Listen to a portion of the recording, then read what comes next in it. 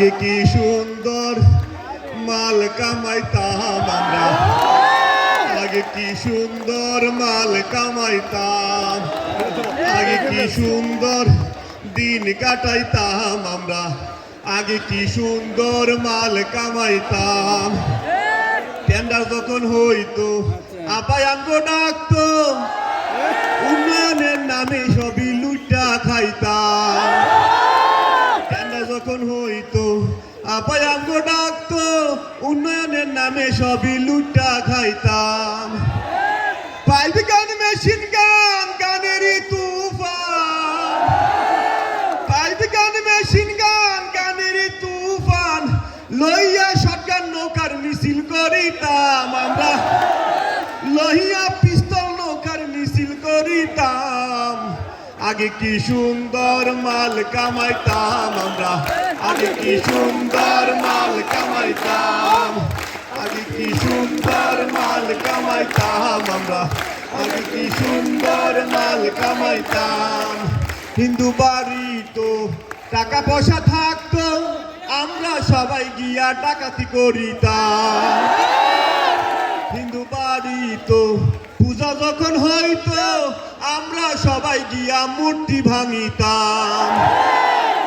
তদন্তের কি দরকার, আমরাই তো সরকার, তদন্তের কি দরকার, আওয়ামী লীগ সরকার, জামাত বিএনপি রে ফাঁসাইয়া দিতাম, জামাত বিএনপি রে ফাঁসাইয়া দিতাম। আগে কি সুন্দর মাল কামাইতাম আমরা, আগে কি সুন্দর মাল কামাইতাম, আগে কি সুন্দর মাল কামাইতাম আমরা, আগে কি সুন্দর মাল কামাইতাম। করি যে ভাবনা, ক্ষমতা কি পাবো না, ছিল বাসনা মন্ত্রী হইতাম। দিন হাতে দিন হইতাছে কঠিন, ভাঙা হাত পা লইয়া কোন পথে যাইতাম আমি, ভাঙা হাত পা লইয়া কোন পথে যাইতাম। আগে কি সুন্দর মাল কামাইতাম আমরা, আগে কি সুন্দর মাল কামাইতাম, আগে কি সুন্দর। কি কে ডায়না, কে ফোন দিল এই সময়?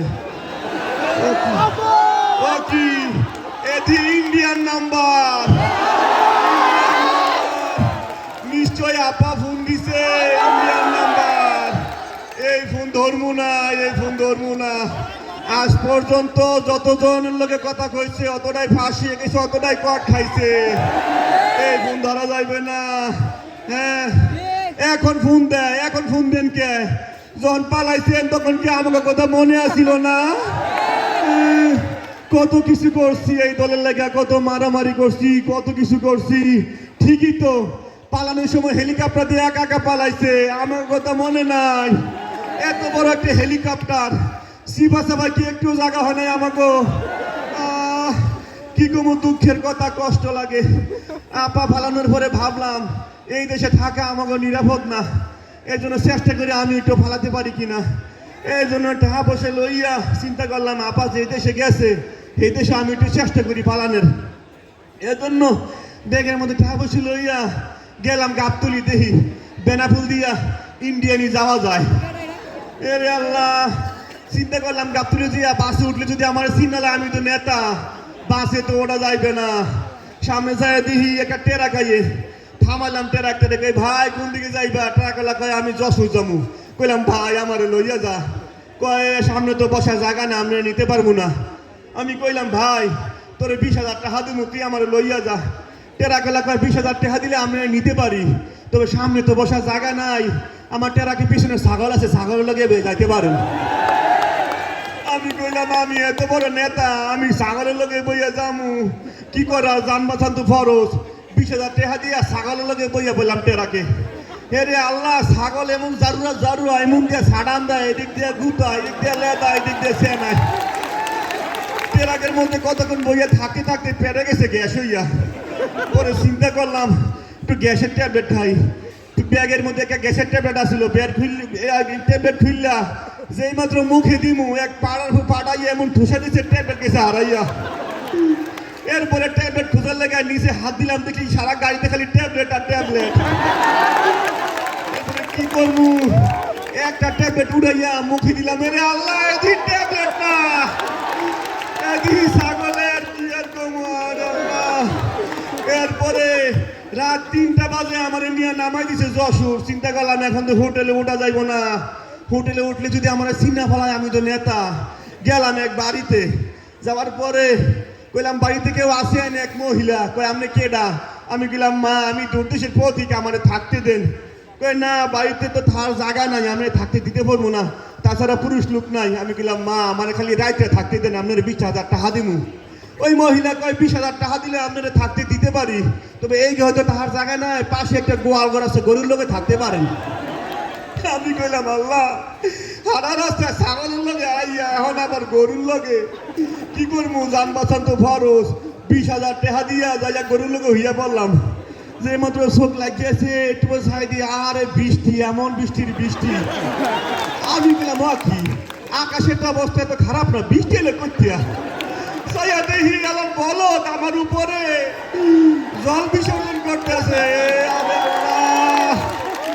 চিন্তা করলাম আপা আপনি পালাই গিয়া আমাকে কি বিপদে পালাইছেন আল্লাহ। এরপরে ঘুমানোর চেষ্টা করলাম, একটু পরে যেই বাড়িতে হাসছিলাম ওই বাড়িতে ডাকাতি আইছে। আইয়া মহিলার ওই মহিলা কি আছে বাইর কর।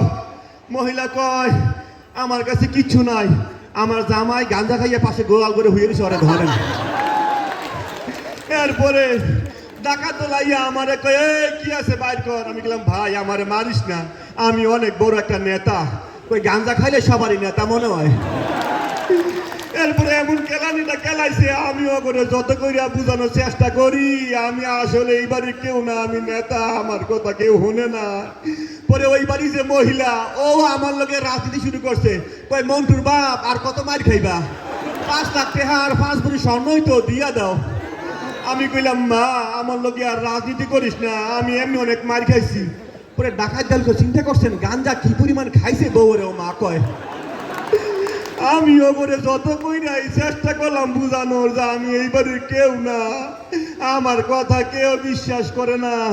পরে এমন মাইকটা দিছে, মাঝে ছুটে আমি গেছি অজ্ঞান হইয়া। যখন জ্ঞান ফিরছে আমি আর কিছু কইতে পারি না। জ্ঞান ফিরার পরে চাই দিহি কি, আমি দিহি এই 4 রাস্তার মাথায় আশেপাশে গাড়ি ঘোড়া বাড়িঘর কিচ্ছু নাই, আমার কাছে যে ব্যাগ ট্যাগ ছিল কিচ্ছু নাই, পরে যে কাপড় ছিল এগুলো নাই। আমি বললাম বাবা আপনি ফালাই গিয়ে আমাকে কি বিপদে ফালাইছেন। পরে একটু সামনে আইয়া বাম দিকে চাইয়া দিয়ে একটা মানবতার দেয়াল, এই কাপড়গুলো ঝুলতেছে।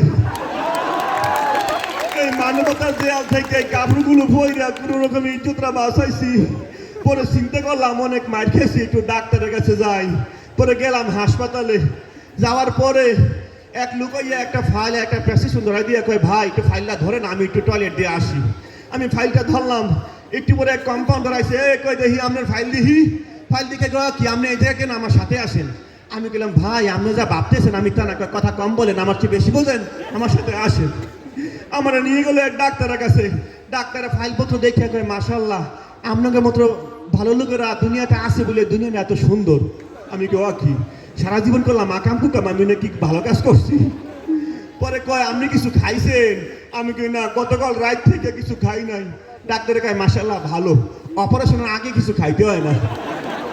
আমি কি আমি আইতে নাইতে আমার আবার কিশোর অপারেশন। পরে এক নার্সে আইসে আমার ইঞ্জেকশন দিল, আমি কিছু অজ্ঞান হইয়া। এরপরে আর কি করছে আমি কইতে পারি না। যেই মাত্র জ্ঞান ফিরছে, জ্ঞান ফিরে পরে চাইয়ে দেখি আমার 1 চোখ অন্ধকার, আর 1 চোখে খালি কুয়াশা কুয়াশা দেখি। পরে নার্স আইয়া কয় আলহামদুলিল্লাহ অপারেশন সাকসেসফুল, জ্ঞান ফিরছে। আমি কইলাম আপা আমি তো হাত ভাঙছি, আপনি কিসের অপারেশন করছেন। কয় কি আপনি তো বৈষম্য বিরোধী ছাত্র আন্দোলনের এক ছাত্রের যোগদান করছেন, তার অপারেশন। আমি কইলাম আল্লাহ কি কয় 4 তারিখ পর্যন্ত তো এই ছাত্র করে আমরা পিটাইছি, চিলাইছি, গুলাগুলি করে মারছি, আমি নাকি ওই ছাত্র করে যোগদান করছি। আমি বললাম আল্লাহ তুমি আমার উড়াইয়ে লইয়ে যাও। পরে ওই নার্স কয় আপনি কি মরণোত্তর দেহদান করতে চান। আমি কি আমি তো জামাত শিবিরে পাল্লায় পড়ে গেছি, নিশ্চয় জামাত শিবির, না হলে আমার এগোতে হইতো না। পরে কোনো রকমের জানটা বাঁচাইয়া আমি আসছি। কিন্তু আমার কথা হইন না আপনারা এত হাসতেছেন কা? এন কি জামাত শিবির আছে নাকি? আরে আল্লাহ, কি কয়? এনো নাকি জামাত শিবির? আমি ঘুরে ফিরে গেলি জামাত শিবিরে পাল্লায় পড়তেছি। জামাত শিবির, ওরে আল্লাহ, কি কয়? আমার নাকি আবার ধরবে।